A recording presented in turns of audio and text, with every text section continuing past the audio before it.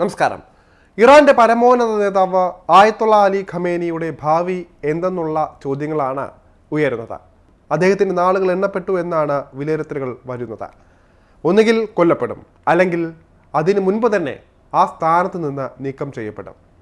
Israel Iran യുദ്ധത്തിൻ്റെ പശ്ചാത്തലത്തിൽ America ഇറാനിലെ ആണവ കേന്ദ്രങ്ങൾ ആക്രമിച്ചതോടെ ഇറാനിലെ ഒരു വിഭാഗം ഉദ്യോഗസ്ഥന്മാർ ഖമേനിയെ അധികാരത്തിൽ നിന്ന് പുറത്താക്കുന്നതിനെക്കുറിച്ചുള്ള ആലോചനകളിലാണ് എന്നാണ് റിപ്പോർട്ടുകൾ.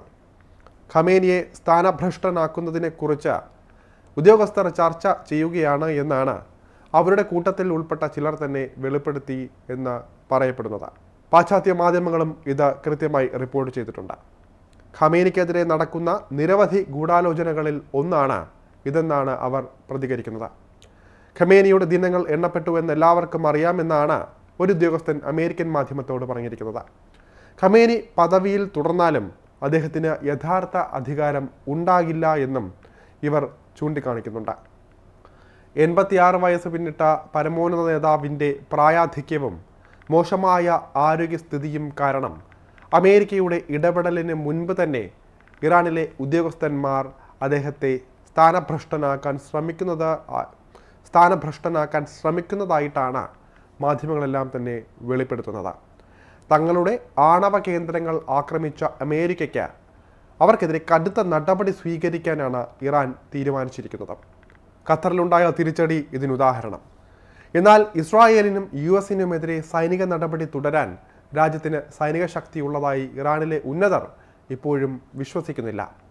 എന്നാൽ റഷ്യൻ പ്രസിഡന്റ് പുടിൻ ആദ്യ സമയത്ത് ഇറാനെ പിന്തുണയ്ക്കുമെന്ന് പ്രഖ്യാപിച്ചിരുന്നുവെങ്കിലും പിന്നീട് അമേരിക്കയുമായി സംഘർഷത്തിൽ ഏർപ്പെട്ടതോടെ ഇതിൽ നിന്ന് പിന്മാറിയതായി റിപ്പോർട്ടുകൾ വന്നിരുന്നു. ഇറാനെതിരായ ആക്രമണത്തെ പുടിൻ അപലപിച്ചിരുന്നു. അമേരിക്ക ഈ ആക്രമണത്തിലൂടെ മാനവരാശിയുടെ സുരക്ഷയിൽ ചൂതാട്ടം നടത്തുകയാണെന്ന് നേരത്തെ പുടിൻ കുറ്റപ്പെടുത്തിയിരുന്നെങ്കിലും പിന്നീട് പ്രതികരണങ്ങളൊന്നും ഉണ്ടായില്ല. ഇസ്രായേൽ ആണവ കേന്ദ്രങ്ങൾ ലക്ഷ്യമിടുന്നത് മേഖലയെ കൂടുതൽ കുഴപ്പത്തിലേക്ക് തള്ളിവിടുമെന്നും പുടിൻ മുന്നറിയിപ്പ് നൽകിയിരുന്നു. ഇറാൻ ഇസ്രായേൽ യുദ്ധം അവസാനിപ്പിക്കാനായി നേരത്തെ റഷ്യയും മുൻകൈയെടുത്തിരുന്നതാണ്.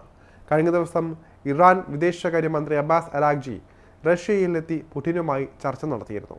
കഴിഞ്ഞ ബുധനാഴ്ച ഖമേനി ടെലിവിഷനിലൂടെ രാജ്യത്തെ അഭിസംബോധനയും ചെയ്തിരുന്നു.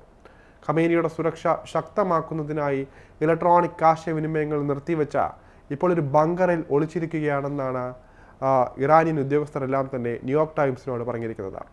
എന്നാൽ ഇതിനിടയിലും താൻ കൊല്ലപ്പെട്ടാൽ പിൻഗാമികളായി 3 പേരെ ഖമേനി നാമനിർദ്ദേശം ചെയ്തിട്ടുണ്ട്.